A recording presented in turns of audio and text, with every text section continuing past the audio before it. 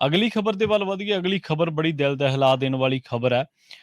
Sen ਬਰਨਾਰਡੀਨੋ mountains ਦੇ ਵਿੱਚ ਇੱਕ ਪਿਤਾ ਉੱਤੇ ਇਲਜ਼ਾਮ ਲੱਗੇ ਨੇ। ਪੁਲਿਸ ਨੇ ਜਿਹੜੀ ਗੱਲ ਦੱਸੀ ਹੈ ਕਿ ਉਸ ਨੇ ਆਪਣੀ 2 ਸਾਲਾ ਧੀ ਨੂੰ ਇੱਕ ਸਮਰ ਕੈਂਪ ਦੇ ਦੌਰਾਨ ਡੁਬਾਉਣ ਦਾ ਯਤਨ ਕੀਤਾ ਤੇ ਉਹਨਾਂ ਦੋਸ਼ਾਂ ਦੇ ਤਹਿਤ ਹੁਣ ਟਿਮੋਥੀ ਰਿਆਨ ਸ਼ਿਪਮੈਨ ਜਿਹਦਾ ਨਾਂ ਦੱਸਿਆ ਗਿਆ, ਇਹਦਾ 42 ਸਾਲ ਦੀ ਉਮਰ ਦੱਸੀ ਗਈ ਹੈ, ਜਿਹਨੂੰ ਸੈਨ ਬਰਨਾਰਡੀਨੋ ਦਾ ਇਹ ਰਹਿਣ ਵਾਲਾ ਵਾ, ਜਿਹਦੇ ਤੇ ਦੋਸ਼ ਲੱਗੇ ਆ ਕਿ ਉਹਨੇ ਕੀ ਕੀਤਾ। ਜਦੋਂ ਉਹ ਸਮਰ ਕੈਂਪ ਤੇ ਸੀਗੇ ਤਾਂ ਉਹਨੇ ਆਪਣੇ 5 ਸਾਲਾ ਮੁੰਡੇ ਨੂੰ ਆਪਣੇ ਵਹੀਕਲ ਦੇ ਅੰਦਰ ਬੰਦ ਕਰ ਦਿੱਤਾ ਤੇ ਉਹਨੇ ਜਿਹੜੀ ਆਪਣੀ 2 ਸਾਲਾ ਧੀ ਸੀ ਉਹਨੂੰ ਡੁਬੋ ਦਿੱਤਾ। ਸੋ ਹੁਣ ਉਸੇ ਮਾਮਲੇ ਦੇ ਵਿੱਚ ਜਿਹੜੀ ਆ ਉਹਦੀ ਗ੍ਰਿਫਤਾਰੀ ਹੋਈ ਆ, ਉਹਦੇ ਤੇ ਦੋਸ਼ ਲੱਗੇ ਨੇ ਤੇ ਹੁਣ ਪੁਲਿਸ ਇਸ ਮਾਮਲੇ ਦੀ ਵਿੱਚ ਜਾਂਚ ਕਰ ਰਹੀ ਹੈ।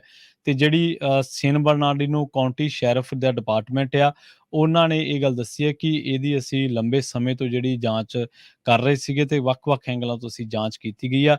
ਸੋ ਇਹ ਵੀ ਦੱਸਿਆ ਗਿਆ ਹੈ ਕਿ ਇਹ ਜਿਹੜਾ ਬੰਦਾ ਵਾ, ਇਹ ਜਿਹਦਾ ਨਾਂ ਟਿਮੋਥੀ ਰਿਆਨ ਸ਼ਿਪਮੈਨ ਆ, ਇਹ ਆਪਣੇ ਬੱਚਿਆਂ ਨੂੰ ਕੈਂਪ ਤੇ ਲੈ ਕੇ ਗਿਆ ਸੀਗਾ ਤੇ ਉਸ ਤੋਂ ਬਾਅਦ ਇਹਨੇ ਕਿਸੇ ਨਾ ਕਿਸੇ ਤਰੀਕੇ ਨਾਲ ਜਿਹੜਾ ਉਹ ਅਥਾਰਟੀਜ਼ ਨੂੰ ਜਾਂ ਕਹਿ ਲਓ ਫਾਇਰ ਫਾਈਟਰਸ ਨੂੰ ਜਾਣਕਾਰੀ ਦਿੱਤੀ ਸੀਗੀ।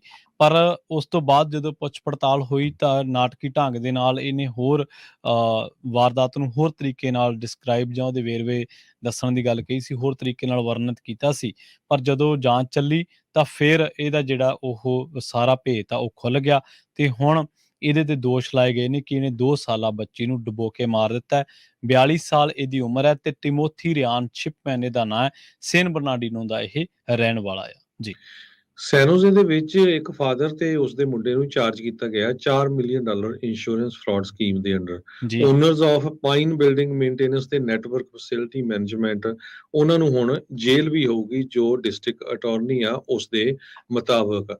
ਐਡਗਾਰਡੋ ਕੈਬਰਲਸ ਸੀਨੀਅਰ 61 ਸਾਲਾਂ ਦਾ ਤੇ ਉਹਦਾ ਮੁੰਡਾ ਜੋ ਐਡਗਰ ਕਾਰਵਲਸ ਜੂਨੀਅਰ 36 ਸਾਲਾਂ ਦਾ, ਉਹਨਾਂ ਨੂੰ 5 ਕਾਊਂਟ ਆਫ ਇੰਸ਼ੋਰੈਂਸ ਫਰਾਡ ਦੇ ਉੱਤੇ ਚਾਰਜ ਕੀਤਾ ਗਿਆ ਆ। ਪ੍ਰੋਸੀਕਿਊਟਰ ਨੇ ਕਿਹਾ ਵੀ ਦੋਨੋਂ ਜਾਣਿਆਂ ਨੇ, ਜੋ ਕਿ ਓਨਰ ਹੈਗੇ ਆ 2 ਸੈਨੋਜ਼ੇ ਕਮਰਸ਼ੀਅਲ ਕਲੀਨਿਕ ਕੰਪਨੀਆਂ ਦੇ, ਪਾਈਨ ਬਿਲਡਿੰਗ ਮੇਨਟੇਨੈਂਸ ਤੇ ਨੈਟਵਰਕ ਫੈਸਿਲਿਟੀ ਮੈਨੇਜਮੈਂਟ, ਇਹਨਾਂ ਨੇ ਆਪਣੇ EMPLOYEEਆਂ ਦੇ ਲਈ ਵਰਕਰਸ ਕੌਂਪ ਇੰਸ਼ੋਰੈਂਸ ਲਈ ਨਹੀਂ, ਜਿਹਦੇ ਨਾਲ 4.2 ਮਿਲੀਅਨ ਦੇ ਕਰੀਬ ਇੰਸ਼ੋਰੈਂਸ ਪ੍ਰੀਮੀਅਮ ਉਹਨਾਂ ਨੇ ਬਚਾਇਆ ਹੈਗਾ। ਸੋ ਹੁਣ ਉਹਨਾਂ ਨੂੰ ਜਿਹੜਾ ਹੈ ਇੰਸ਼ੋਰੈਂਸ ਫਰਾਡ ਦੇ ਵਿੱਚ ਚਾਰਜ ਕੀਤਾ ਗਿਆ ਹੈਗਾ ਆ ਜੀ।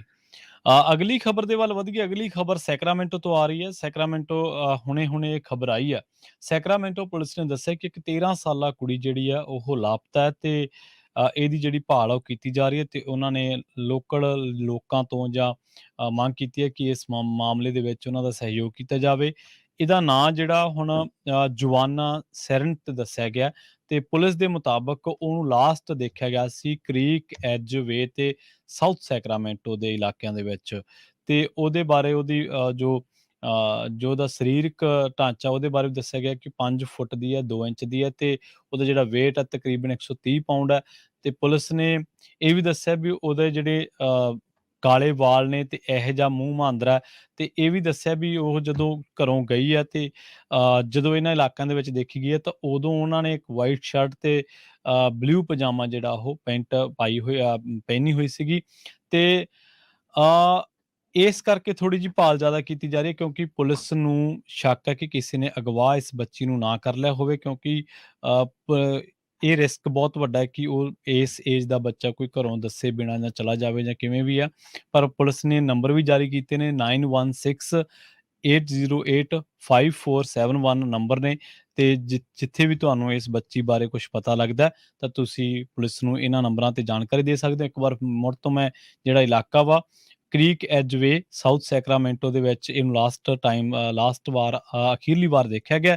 ਤੇ ਪੁਲਿਸ ਨੂੰ ਜੇਕਰ ਤੁਹਾਨੂੰ ਇਹਦੇ ਬਾਰੇ ਕੋਈ ਜਾਣਕਾਰੀ ਹੈ ਤਾਂ ਤੁਸੀਂ ਪੁਲਿਸ ਨੂੰ 9168085471 ਤੇ ਜਾਣਕਾਰੀ ਦੇ ਸਕਦੇ ਹੋ ਜੀ।